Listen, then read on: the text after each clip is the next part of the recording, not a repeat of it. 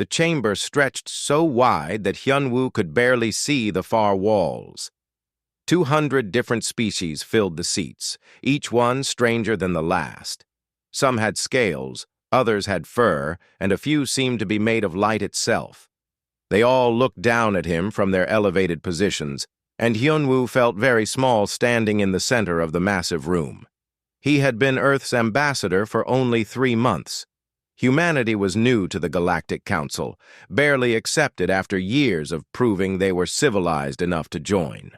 Now, standing in this ancient chamber where empires rose and fell with single votes, Hyunwoo wondered if humanity had joined at the worst possible time. The holographic display above his head showed the destruction.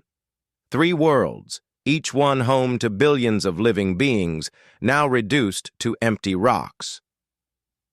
The images cycled through scenes of panic, evacuation ships fleeing, and then the arrival of the Valkyrie swarm.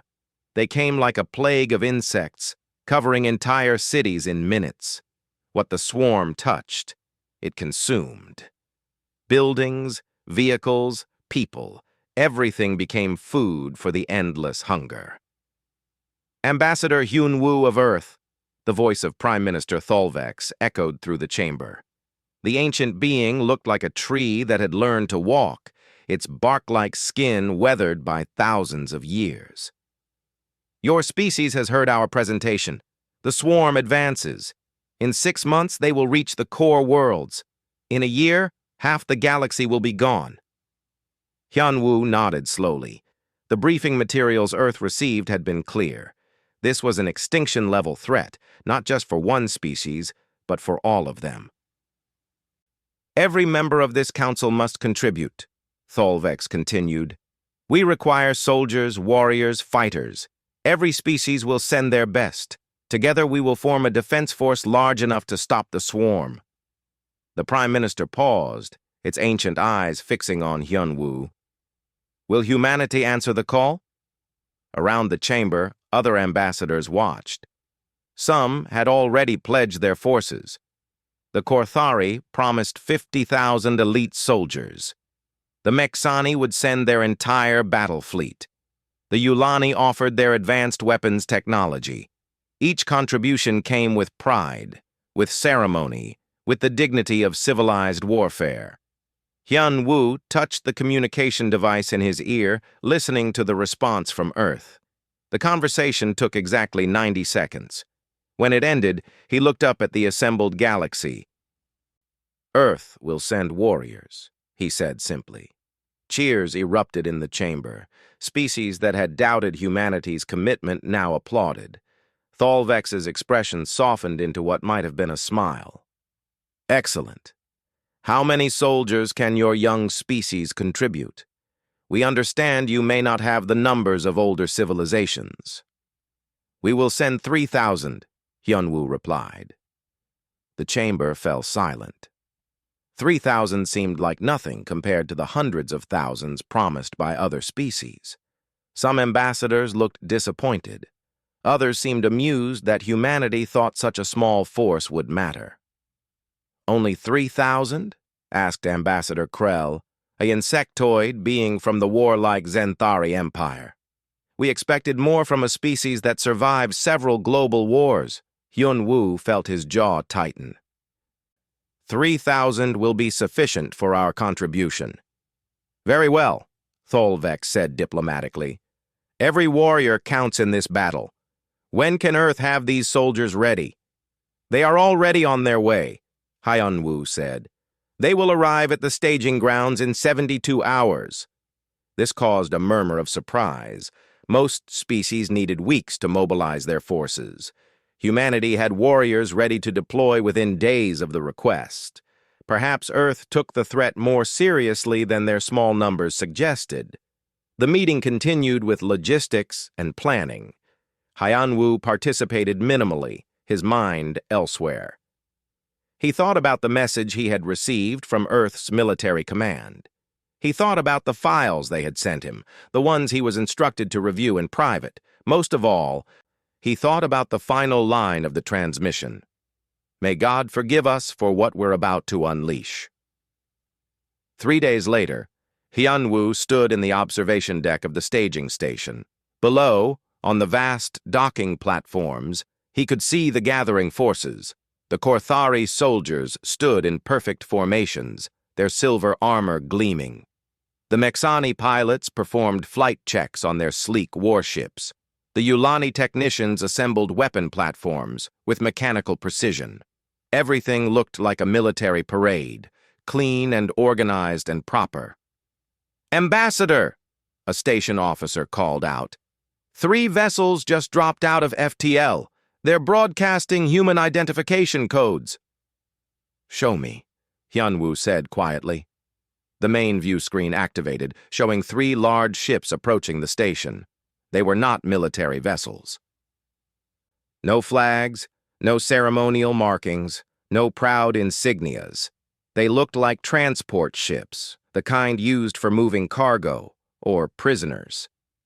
"Those are prison transports," the officer said, confusion in his voice. "Why would Earth send prison ships?" Hyun-woo did not answer. He watched as the ships docked, their heavy doors opening with clouds of steam. Other species commanders had gathered to greet the human forces, expecting to see soldiers in dress uniforms, ready for inspection.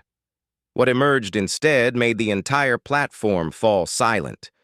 They came out in groups, wearing mismatched armor that looked like it had been pieced together from different sources. Some had tattoos covering their arms and necks. Others bore scars that spoke of violence and survival.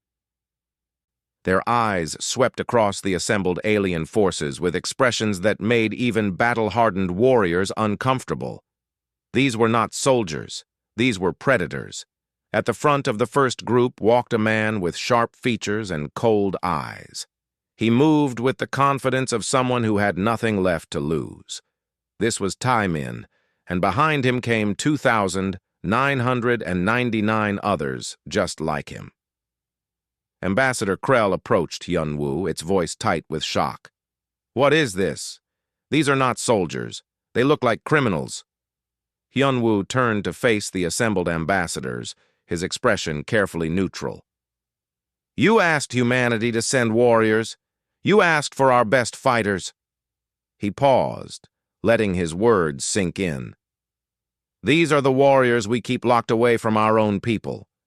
These are the ones we fear." The observation deck erupted in protest, but Hyun-woo kept speaking, his voice cutting through the noise. "You wanted humanity's best?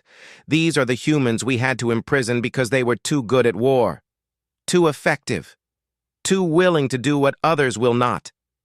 He looked at each ambassador in turn. "You asked for warriors. We sent them. Now you'll see why we keep them in chains when there is no war to fight." On the platform below, temen looked up at the observation deck. Even from this distance, Hyun-woo could see the slight smile on the man's face. It was not a friendly smile. It was the smile of someone who had just been given permission to do what he did best. The galaxy had asked for soldiers. Humanity had sent something far more dangerous. They had sent themselves.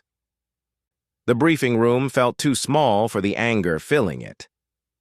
15 alien commanders sat around the curved table, each one representing thousands of soldiers. At the head of the table sat Commander Velris, a decorated Mexani officer with 6 battlefield commendations and 40 years of military experience. He looked at Hyun-woo with barely contained frustration. "Explain this again," Velris said, his translator making his words sharp and clipped. "Earth sent us prisoners? Actual criminals from your detention facilities?" Hyun-woo remained standing, his hands clasped behind his back. "They are warriors. That is what you requested." "We requested soldiers." Krell slammed a chitinous appendage on the table.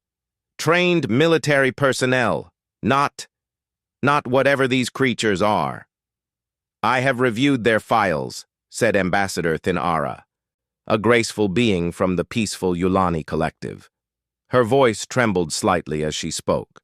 "One of your warriors, this temen, was discharged from military service for excessive violence. He eliminated 347 targets during an operation that called for only 12 arrests. He completed his mission, Hyun-woo said simply. He created an international incident. Thin-Ara's calm facade cracked. 3 governments filed formal protests. The operation was supposed to be surgical, precise. He turned it into a massacre. Hyun-woo pulled up a holographic file. Temen served in Earth's Special Operations Division for 12 years. He participated in 87 missions with a 100% success rate. His methods were considered too extreme, yes. That's why he was removed from service. And imprisoned, Velrus added. And imprisoned, Hyun-woo agreed, along with the others we sent you. Another file appeared in the hologram. A woman's face, professional and cold. Dr. Ji-woo, Hyun-woo continued. She was our finest combat surgeon. During the corporate wars, she kept soldiers fighting who should have died. She used experimental treatments, unauthorized enhancements, anything to keep warriors in the battle. She violated medical ethics, Thin-Ara said, reading the file. She kept brain-dead soldiers technically alive and fighting through chemical stimulation. This is monstrous. It won battles, Hyun-woo said. Her patients had a survival rate of 93%, but she didn't wait for them to be fully healed. She got them back on the battlefield within hours. Earth's medical board called it torture. She called it necessary. The hologram changed again, showing 2 faces this time, a man and woman who shared similar features. Kwon and Hana, Hyun-woo said. Brother and sister. Psychological warfare specialists. War criminals, Krell corrected. According to your own files, they developed torture methods so effective that your entire planet banned them. They didn't torture bodies, Hyun-woo said quietly. They broke minds. They could make enemy soldiers surrender without firing a shot. They could turn entire battalions against each other with carefully crafted messages. 3 of Earth's nations signed treaties specifically to ban their methods. Commander Velrus stood up, his tall frame towering over the table. Let me understand this clearly. Earth keeps warriors like this imprisoned during peacetime. You lock them away from your own population.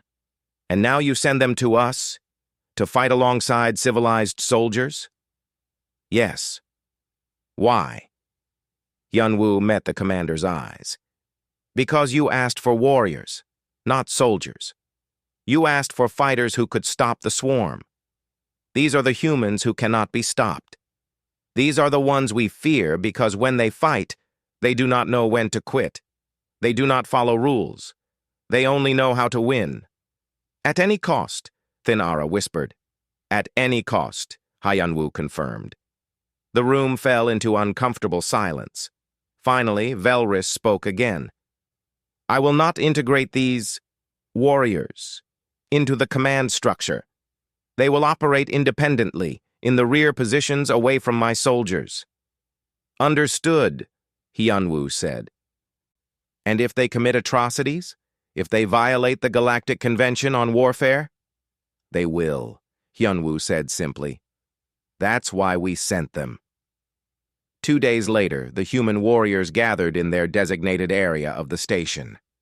It was far from the main barracks, isolated and heavily monitored. Temen stood before his people, looking at the faces of men and women who had been pulled from cells across Earth. Listen up, he said, his voice carrying across the crowd. I know what you are. I know why you're here. Earth gave us a choice, rot in prison for the rest of our lives or come out here and do what we do best. And if we die, someone called out.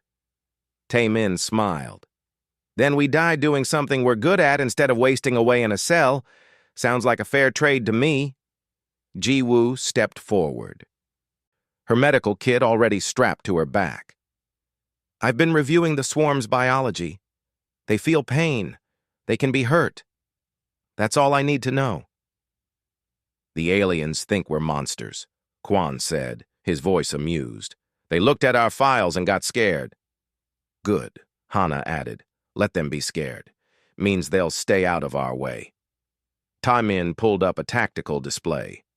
The swarm hits hard and fast. They overwhelm positions with numbers. The alien forces will try to hold defensive lines, use their superior technology and coordination. He paused.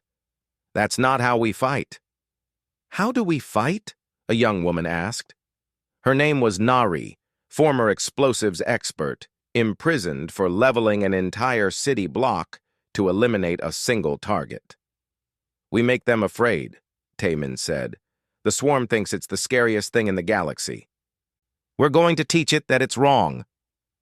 Another man stepped forward. Sung Min had arrived on the second transport. His file was sealed even from most of Earth's military. What he had done during the psychological warfare experiments was considered too disturbing to share widely. He looked at temen with eyes that had seen too much.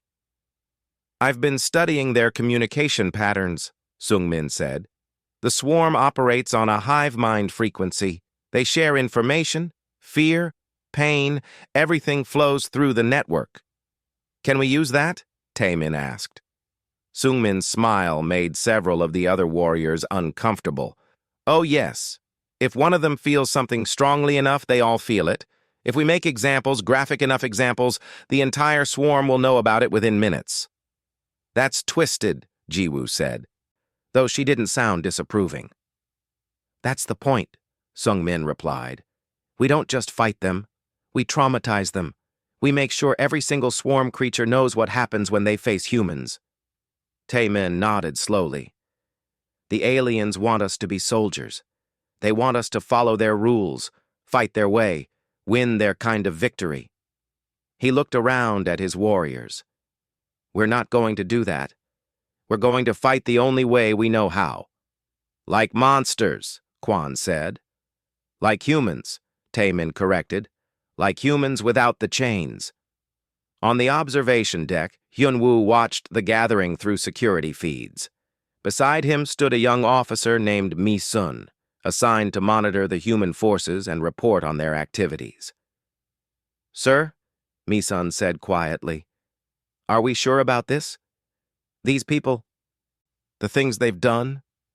I'm not sure about anything, Hyunwoo admitted. But the swarm is coming. It will destroy everything if we don't stop it. The galaxy asked Earth for help. This is the help we can give. By unleashing people we imprisoned for being too violent, too cruel. Hyunwoo turned to look at her. Do you know why those warriors down there scare us, Mi-sun? It's not because they're different from other humans. It's because they're exactly like us.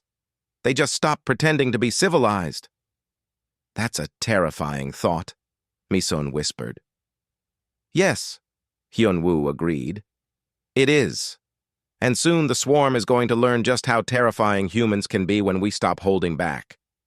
Below, temen dismissed his warriors. They dispersed to their quarters, each one preparing in their own way for the war to come. None of them looked afraid. None of them seemed to doubt what they were about to do.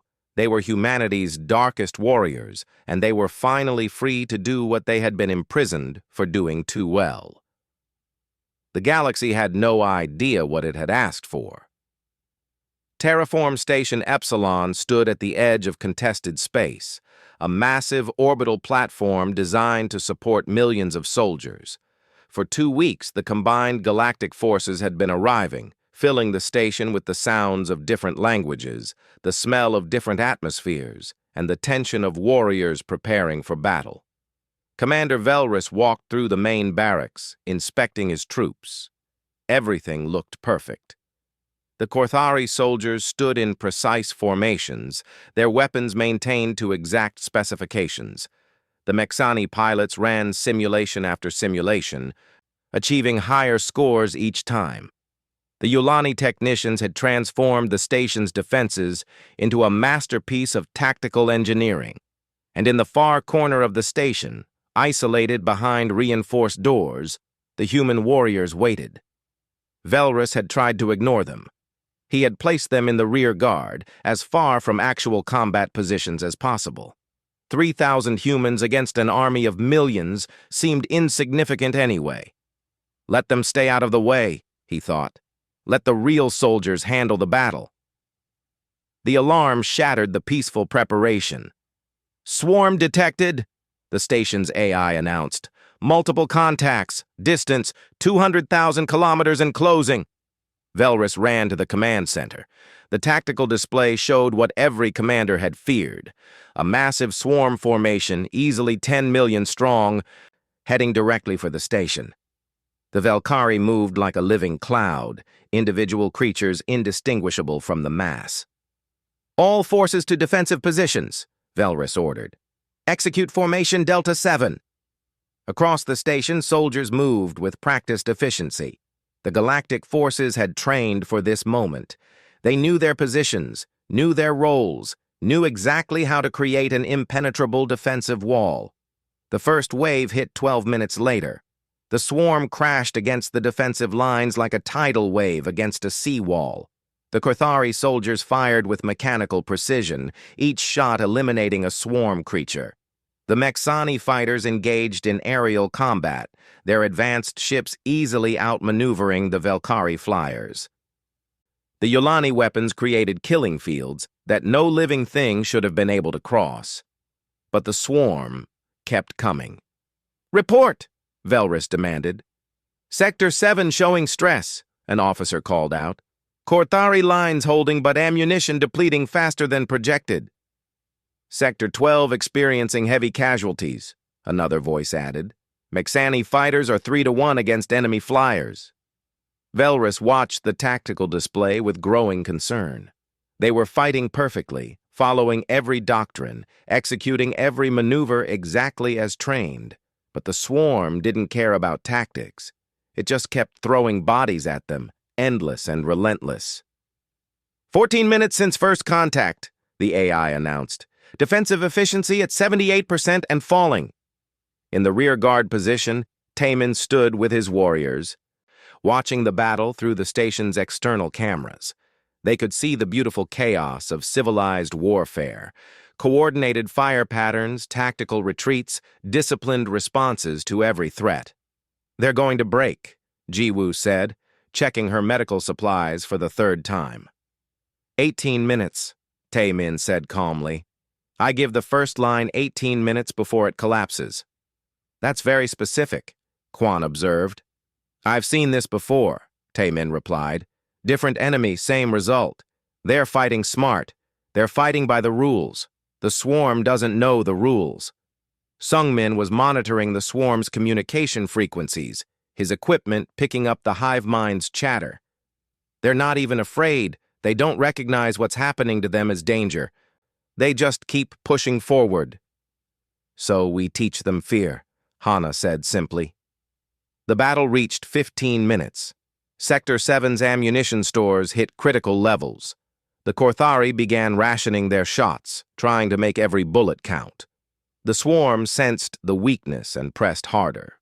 16 minutes. A Mexani fighter squadron got overwhelmed by sheer numbers. 23 ships went down in a coordinated swarm attack that ignored the casualties it took to achieve the kill. 17 minutes. The Yulani weapons, for all their technological superiority, began overheating from continuous use. The killing fields grew smaller as systems went offline for emergency cooling. At 18 minutes and 43 seconds, the Korthari line in Sector 7 broke. The swarm poured through the gap like water through a cracked dam. Thousands of creatures swarmed over the defensive positions, overwhelming everything in their path. The organized battle dissolved into chaos as soldiers fought desperately against enemies coming from all directions. "All units fall back to secondary positions," Velrus ordered, his voice tight with stress. "Maintain cohesion. Don't let them." "Section 7 is moving," an officer interrupted. Velrus spun to look at the tactical display. The human contingent, the 3,000 warriors he had placed in the rear, specifically to keep them out of the way, had broken formation. But they weren't retreating. They were advancing. "What are they doing?" Velrus demanded. "Someone get me communication with their commander." Temen's face appeared on the screen. Behind him, Velrus could see human warriors moving with purposeful speed, grabbing weapons and equipment that looked nothing like standard military issue. "Commander Temen, return to your position immediately," Velrus ordered. "Respectfully, no," Temen replied. "You asked for warriors. Time to see what you paid for." The communication cut off. On the station's outer hull, human warriors emerged from airlocks that weren't supposed to be used during combat. They didn't have ships or vehicles. They just activated magnetic boots and started walking across the station's surface directly toward the swarm breach. Jiwoo moved among them, injecting each warrior with a cocktail of chemicals that would keep them fighting through injuries that should kill them. Some of the humans protested that the dosage was too high. She injected them anyway. The first group of humans reached the breach point. Instead of establishing a defensive position or falling back to regroup, they jumped directly into the swarm of Velkari creatures. What happened next made Commander Velrus forget about tactics, about protocol, about everything he had learned in 40 years of military service. The humans fought like nothing he had ever seen. No formation, no coordination, no restraint. They used weapons in ways that violated every safety regulation. They improvised tools from broken equipment. When weapons ran out, they used their hands, their teeth, anything that could damage the enemy. But what truly shocked Velrus was the sounds. The swarm had been silent until now, just a mass of creatures following their instinct to consume. But when the humans reached them, the swarm began making noises. High-pitched squeals that the station's AI identified as distress calls. "Are those pain signals?" an officer asked, disbelief in his voice. "Impossible," another replied. "The swarm doesn't feel fear. It doesn't retreat." Sungmin proved them wrong. He had positioned himself at a communication relay, broadcasting on the frequencies he had identified as the swarm's hive mind network. What he sent through those channels was not information or tactics. It was pure psychological warfare, images, sounds, sensations designed to trigger the most primal fear responses. And because the swarm shared everything through their hive mind, every single creature felt it. For the first time in recorded history, the Velkari swarm hesitated. Quan and Hana led close-quarters teams deeper into the swarm's formation. They didn't just kill the creatures. They made displays, creating scenes so brutal that even the hive mind's cold efficiency couldn't process them without reaction. "They're pulling back," an officer whispered, watching the tactical display. "Sector 7. The swarm is retreating from Sector 7. Velrus couldn't believe what he was seeing. The massive swarm force, the unstoppable wave that had broken through trained military defenses, was withdrawing from a section held by barely 300 human warriors. "What are they doing to them?" Thanera asked, her voice shaking. Velrus pulled up the external camera feeds from Sector 7 and immediately wished he hadn't. The humans weren't just fighting. They were demonstrating what happened to swarm creatures that came too close. The methods they used weren't designed to be efficient. They were designed to be seen, to be remembered, to be feared. "Turn it off," Velrus said quietly. "Sir?" "I said turn it off," Velrus snapped. "I don't need to see this. I don't want to see this." The main swarm force began withdrawing from Epsilon Station. It wasn't a tactical retreat. It was an escape. For the first time in 10,000 years of expansion, the Velkari swarm had met something that made it want to flee. Temen stood among the wreckage of battle, covered in substances he didn't want to identify. Around him, his warriors checked their weapons and prepared to pursue the retreating enemy. "Sir," one of them said, "the alien commanders are broadcasting ceasefire orders. They want us to hold position." Temen looked at the retreating swarm, then at his warriors. "The swarm learned something today. It learned that we're worse than it is. We need to make sure that lesson sticks." "Commander Velrus won't approve," Jiwoo warned. "I don't need his approval," Temen replied. "Earth sent us here to win. That's what we're going to do." Above, in the command center, Velrus watched the human warriors disappear into the darkness, pursuing an enemy that every tactical manual said should never retreat. He looked at the casualty reports. Minimal human losses, massive swarm casualties, and something else. Something the sensors were picking up from the swarm's communication frequencies. It took him a moment to understand what the analysis said. Then he read it again, certain there must be an error. The Velkari swarm was broadcasting emotional signals, specifically, signals identified as fear and distress. "What did we do?" Thinara whispered beside him. "What did Earth send us?" Velrus didn't answer.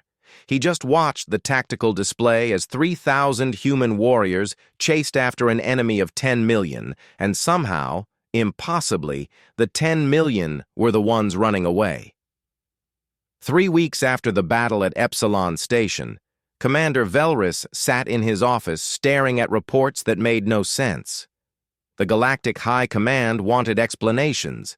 They wanted to understand how a force of 3,000 criminals had accomplished what millions of trained soldiers could not. The answer, Velrus thought bitterly, was that his soldiers had been trained. The humans had not. "Come in," he called, responding to the door chime. Temen entered, his uniform still bearing stains that the station's cleaning systems couldn't quite remove.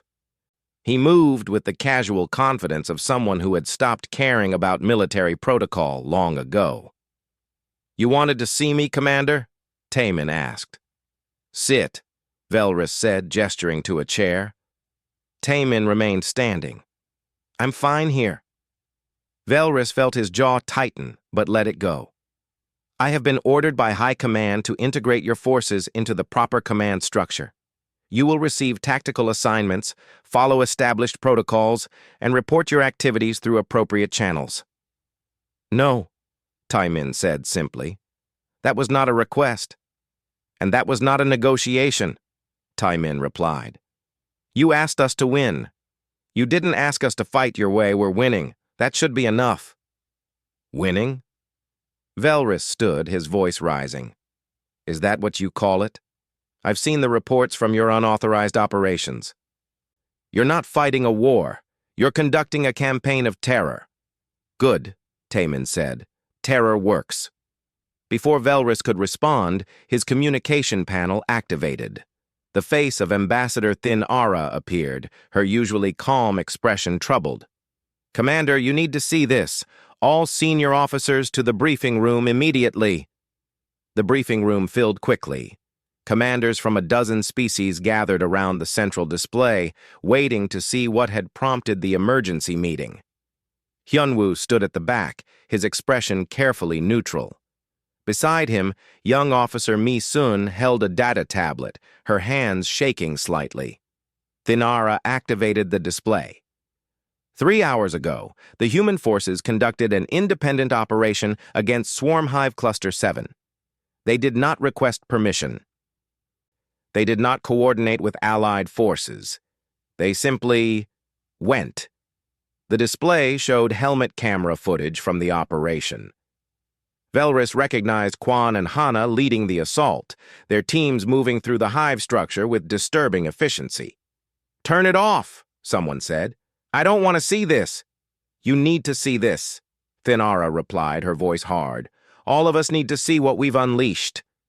The footage continued. What the humans did to Hive Cluster 7 went far beyond military necessity. They didn't just destroy the hive. They made sure every remaining swarm creature knew exactly what happened when humans came calling. "Enough," Velrus said, his voice quiet. "I've seen enough." Thinara stopped the playback. That hive cluster had approximately 2 million Velkari. After the human operation, it is completely abandoned. The swarm fled their own territory rather than face another encounter. "They won," Quan said from the doorway. He had entered during the playback, Hana beside him. "That hive cluster threatened 3 civilian worlds. Now it's empty. Mission accomplished.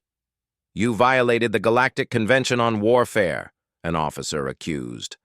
"What you did there? Those methods are banned." "Your laws don't apply to us," Hana said calmly.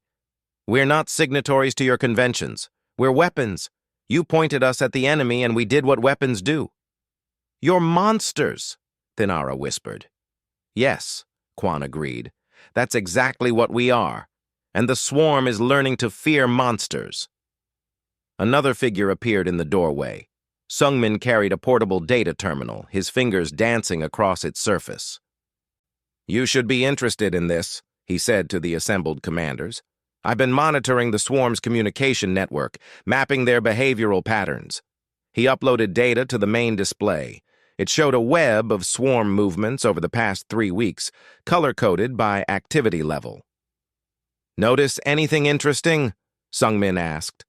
Velris studied the map. Several hive clusters showed unusual patterns: irregular movements, abandonment of strategic positions, retreat from contested territories. "They're avoiding certain sectors. Specifically, they're avoiding sectors where humans have operated," Sungmin explained. "I've been conducting psychological operations through their hive mind network, broadcasting very specific messages, teaching them to associate human presence with unpleasant experiences."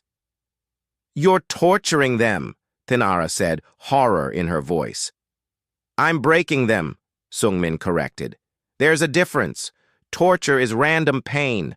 What I'm doing is creating specific fear responses tied to specific stimuli. It's classical conditioning on a species-wide scale." "This is unconscionable," a Yulani commander protested. "We are civilized beings. We do not fight this way." "Which is why you were losing," Temen said, entering the room. "You fought with honor, with rules, with civilized restraint. The swarm was eating you alive. We fight to win. Nothing else matters." Yanwu finally spoke. "How effective is this strategy?" All eyes turned to him. Temen smiled slightly. "Show them the latest intel, Sungmin." The display changed again, showing real-time data from deep space monitoring stations. 3 massive swarm hive clusters, each containing billions of Velkari, were broadcasting signals. The translation appeared on screen: retreat, withdraw, avoid, danger. "This is impossible," Velris said. "The swarm doesn't retreat. It has never retreated in 10,000 years. "It's retreating now," Temen said, "because we taught it that attacking us costs more than it gains. We made sure that every time they encounter humans, the experience is worse than anything else they've ever faced." Mi-sun stepped forward, her voice shaking but determined. "I've been compiling reports on all human operations. With Ambassador Hyunwoo's permission, I'd like to present my findings." Hyunwoo nodded silently. Mi-sun activated her data tablet. "The human forces have conducted 47 independent operations over the past 3 weeks. Every operation achieved its stated objective: 0 human casualties. Estimated swarm casualties: 300 million. The room fell silent. "However," Mi-sun continued, her voice growing stronger, "I have also documented 19 instances of what can only be classified as war crimes under galactic law. The methods employed include psychological torture, biological warfare using captured swarm specimens, and tactics specifically designed to maximize suffering rather than achieve quick victories." "Effective tactics," Quan interrupted. "Monstrous tactics," Mi-sun countered. "I have footage, audio recordings, testimonies from automated surveillance systems. What these warriors do when nobody is watching." She paused, struggling with her words. "Sir, we need to stop this. We need to rein them in before they become the very thing we're fighting against." Temen walked to the center of the room, looking at each commander in turn. "You want to know the truth? We're not becoming the thing you're fighting. We already are that thing. We've always been that thing. The only difference is that Earth keeps us locked up during peacetime because our own people are afraid of what we can do." "Then why send you at all?" Thinara asked desperately. "Because you were losing," Temen said bluntly. "Your civilized warfare, your honorable tactics, your rules and conventions, they were all very pretty. and the swarm was destroying you anyway. You needed something that the swarm had never faced before. Something that scared it more than it scared you. He pulled up another display, showing a recent transmission from swarm space. This was broadcast 6 hours ago on every Velkari frequency. It's a surrender offer.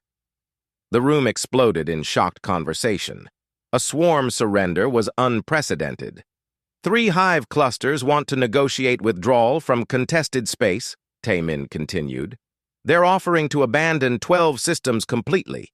In exchange, they want one thing: a guarantee that humans will not pursue them into deep space.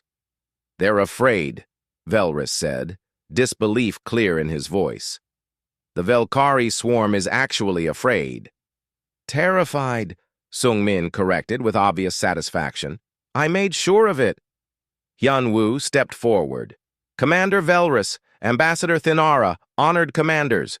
When Earth received the call for help, we had a choice. We could send our regular military, disciplined, honorable soldiers who would fight according to your conventions. Or we could send warriors who fight only to win. You sent criminals, Thinara said. We sent effectiveness, Hyunwoo replied. These warriors are what humanity becomes when we remove the restraints we place on ourselves. They are us without the civilization, without the ethics, without the limitations we created to make ourselves tolerable to live with. And that doesn't frighten you? Velrus asked. Hyunwoo met his gaze. It terrifies me. But you asked for help. This is the help we could give. Temen gestured to his team. We'll be returning to our quarters, unless you want to order us to stop winning? No one answered. As the human warriors left, Misun approached Hyunwoo. Sir, my report. I documented everything they've done. Shouldn't we? File it, Hyunwoo said quietly. Keep detailed records, but don't release it. Not yet. But, sir, the war isn't over, Misun, and the galaxy needs to believe we sent our worst. They can never know we sent ourselves. In the corridor, Temen walked beside Ji-woo, their footsteps echoing in the empty passage. They hate us, Ji-woo observed. They needed us, Temen replied. There's a difference. They'll keep hating us right up until the next time they need someone to do the things they can't stomach. Do you ever wonder if we went too far? Ji-woo asked. Temen stopped walking, looking at her seriously. Every single day.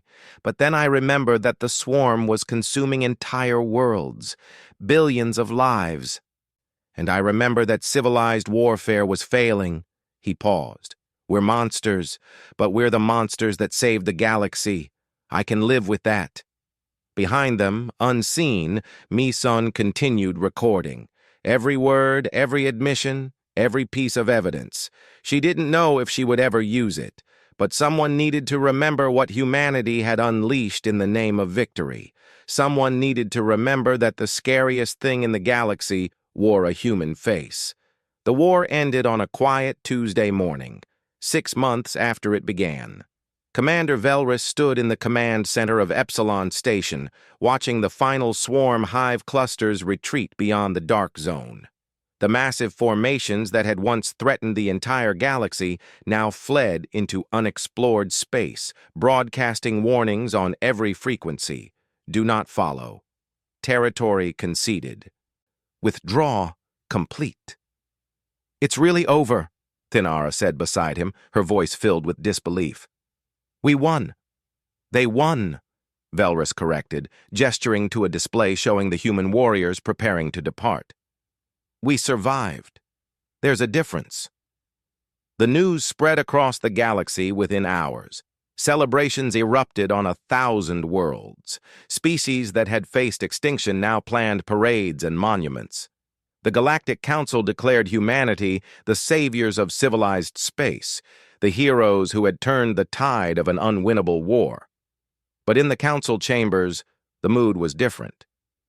Ambassador Hyunwoo stood before the assembled representatives, watching their faces as they looked at him. 3 months ago, those faces had shown gratitude, relief, joy. Now they showed something else, something that made Hyunwoo's chest tighten with familiar shame. They looked at him the way humans looked at predators. "Ambassador Hyunwoo," Prime Minister Thalvex began, his ancient voice careful and measured. "The Council wishes to express its gratitude for Earth's contribution to the war effort. Your warriors achieved remarkable results." "Thank you, Prime Minister," Hyunwoo replied formally. "However," Thalvex continued, "certain matters have come to our attention. Reports of operations conducted by human forces, methods used, tactics employed." The Prime Minister paused. "We have reviewed the documentation provided by Officer Mi-sun of Earth. It makes for troubling reading." Hyunwoo had expected this. Mi-sun had sent him a copy of her final report before submitting it to the Council. He had read it 3 times, each time feeling sicker than the last. She had documented everything, every violation, every atrocity, every moment when the human warriors had crossed lines that civilized beings didn't even know existed. "The warriors accomplished their mission," Hyunwoo said. "The swarm has withdrawn. Your worlds are safe." "At what cost?" Ambassador Krell demanded. "We have footage of what your people did. The psychological torture, the deliberate infliction of suffering. Your warrior Sungmin openly boasted about breaking the swarm's collective consciousness through methods that violate 17 different galactic conventions." "The swarm wasn't a signatory to those conventions," Hyunwoo pointed out. "But we are." Thinara's usual calm had completely dissolved. "We pride ourselves on being better than our enemies, on fighting with honor, even against those who show us none. Your warriors, they didn't just defeat the swarm, they became something worse than it." The chamber fell silent. Hyunwoo felt the weight of 200 civilizations judging not just the warriors, but all of humanity. "I have a question," Thalvex said quietly. "These warriors you sent, you keep them imprisoned on your own world. You lock them away from your own people. You consider them too dangerous for your society." The ancient being leaned forward. "If these are the ones you fear and imprison, what does that say about the rest of your species?" There it was. The question Hyunwoo had known was coming since the moment Earth decided to send Section 7 instead of regular military forces. "It says," Hyunwoo began slowly, "that we know what we're capable of. Every human has this capacity, Prime Minister. The capacity for violence, for cruelty, for doing whatever it takes to survive. These warriors aren't aberrations. They're just humans who stopped following the rules we created to restrain ourselves." "You're saying all humans are like this?" Krell's voice held horror. "I'm saying that humans are capable of this," Hyunwoo corrected. "We build laws, ethics, moral codes, not because we're naturally good, but because we need constant reminders to be good. We imprison people like Taemin and Jiwoo not to protect ourselves from them, but to protect ourselves from becoming them." The chamber erupted in discussion. Some representatives looked skeptical, others frightened, still others thoughtful. Hyunwoo waited for the noise to die down before continuing. "You asked for warriors. You asked for soldiers to stop an enemy that was destroying everything you built. We could have sent our regular military. Good people, honorable fighters who would have followed every rule and probably died heroically. Or we could send warriors who would win." Hyunwoo looked around the chamber. "We chose to send winners. I don't apologize for that choice, even if it reveals truths about humanity that make you uncomfortable." "It makes us frightened," Thinara said quietly. "If your imprisoned criminals could do this, what would your actual military accomplish? What would your entire species do if you all stopped restraining yourselves?" Hyunwoo had no answer that would comfort them, so he said nothing. On the station's docking platform, the 3 prison transports waited. The human warriors filed aboard in the same disorganized groups they had arrived in. Some laughed and joked, others moved in silence, their eyes distant. All of them looked different than they had 6 months ago, harder, colder, more certain of exactly what they were. temen was the last aboard. Before entering the transport, he turned to look at the station one final time. Commander Velrus stood in the observation deck, watching. Their eyes met across the distance. Velrus saw no regret in temen's expression, no shame, no doubt, just the quiet confidence of someone who had done exactly what he was created to do. Then temen smiled, that same predator's smile he had worn when first arriving, and disappeared into the transport. Inside the ship, Ji-woo sat beside Na-ri, watching the younger woman clean her equipment with mechanical precision. "What happens when we get back to Earth?" Nari asked. "Back to our cells," Ji-woo replied. "Back to imprisonment. Some of us won't make it that far. Some will be executed for what we did out here." "Was it worth it?" Ji-woo considered the question. "We saved the galaxy. Billions of lives continue because we were willing to do what others couldn't. Whether that makes up for what we are?" She shrugged. "That's not for me to decide." Kwon and Hana sat together in a different section of the transport, reviewing mission reports one final time before the data was sealed. "Think they'll let us out again?" Hana asked. "Next time there's a war?" "Probably," Kwon replied. "We're too useful to stay locked up forever. Humans are good at pretending to be civilized, right up until they need someone to do the uncivilized work." "That's a cynical view." "That's a realistic view." Kwon closed his data tablet. "The galaxy will celebrate its victory for a few years. Then they'll start to forget how desperate they were, how close they came to extinction, and they'll start to remember only what we did to save them, not why we had to do it."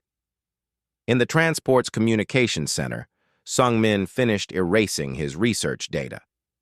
The psychological warfare techniques he had developed, the methods for breaking a hive mind species, all of it wiped clean. Not because he felt guilt, but because he knew what would happen if such knowledge became public.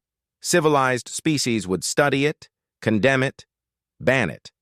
And then, the next time they faced extinction, they would beg someone to use it again. Better to erase it and let them maintain their comfortable illusions about warfare. Ambassador Hyun-woo watched the transports depart from his office on the station. Beside him, Mi-sun stood silent, her final report complete and submitted. "Do you think we did the right thing?" she asked. "I think we did the only thing," Hyun-woo replied. "The swarm would have consumed the galaxy. Billions would have died. Our warriors stopped it. By becoming worse than the enemy?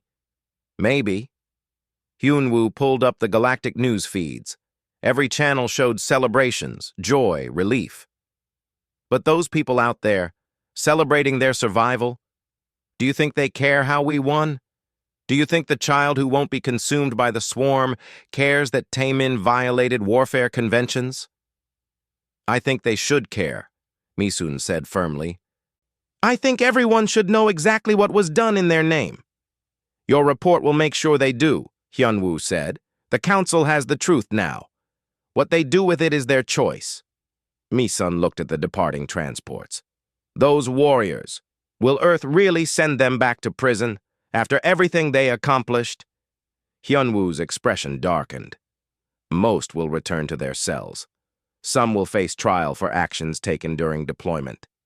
A few," he paused, "a few will be quietly executed, not for what they did to the swarm, but for what they proved about all of us. That's not fair." "No," Hyun-woo agreed. "It's not. But fairness isn't the point. Those warriors did what needed to be done. Now they'll pay the price for revealing truths that humanity prefers to keep hidden." "What truths?" Hyun-woo turned to face her fully.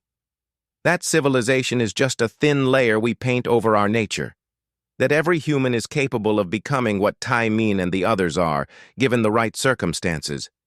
That we're not naturally peaceful, or kind, or ethical. We just work very hard to pretend we are." "You really believe that?" "I believe," Hyun-woo said slowly, "that humanity sent warriors who scared even us, and those warriors defeated an enemy that 10,000 civilizations couldn't stop. I believe the galaxy asked to see what humans could do when we stopped holding back. And I believe they're terrified of the answer. The transports jumped to FTL, carrying their cargo of warriors back to Earth, back to imprisonment, execution, and carefully maintained silence. The galaxy would celebrate its victory. Monuments would be raised, stories would be told, heroes would be honored, but not the human warriors. They would disappear back into the darkness they came from, locked away from the very people they had saved. Because the galaxy had learned an uncomfortable truth. Sometimes survival requires monsters, and sometimes those monsters wear human faces. Hyun-woo stood alone in his office as the last transport vanished from sensors. He thought about Tae-min's final smile, about Ji-woo's cold efficiency, about Sung-min's complete lack of remorse, about all of them, warriors who had saved civilization by being willing to abandon it. His communication panel chimed, a message from Earth's military command: transports confirmed en route. Section 7 will be dissolved upon arrival. All personnel to be processed according to pre-mission agreements. Recommend maintaining public story of regular military deployment. The truth serves no one. Hyun-woo deleted the message. Outside his window, the galaxy celebrated its victory, never knowing that the warriors who saved them were already being erased from history, never knowing that humanity's greatest gift to the galaxy was also its darkest secret, never knowing that when the next impossible threat emerged, Earth would do it all over again, because that was what humans did. They locked away their monsters during peacetime and unleashed them during war, maintaining the comfortable fiction that such monsters were aberrations rather than reflections. Mi-sun approached him one last time. Sir, one final question. When you told the Council that all humans have this capacity, did you mean it? Hyun-woo looked at her for a long moment. Ask yourself this, Mi-sun. If you had been given Sung-min's research, Ji-woo's enhancements, Tae-min's authority, if you had been told that billions would die unless you were willing to do terrible things, what would you have done? Mi-sun started to answer, then stopped. The words died in her throat as she realized the truth. She didn't know. None of them knew. And that uncertainty, that possibility, was exactly what made humanity both the galaxy's savior and its greatest fear. The warriors had returned home, but what they revealed about humanity would echo across the stars for generations to come. The galaxy had asked for soldiers. Humanity had sent the truth, and the truth, as always, was terrifying.